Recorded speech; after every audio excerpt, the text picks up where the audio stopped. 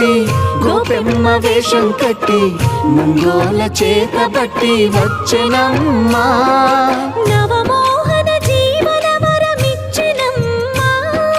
ఇకపై ఇంకెప్పుడు నీ చేయి విడిచి వెళ్ళనని చేతిలోన చెయ్యేసి ఒట్టేసెనమ్మా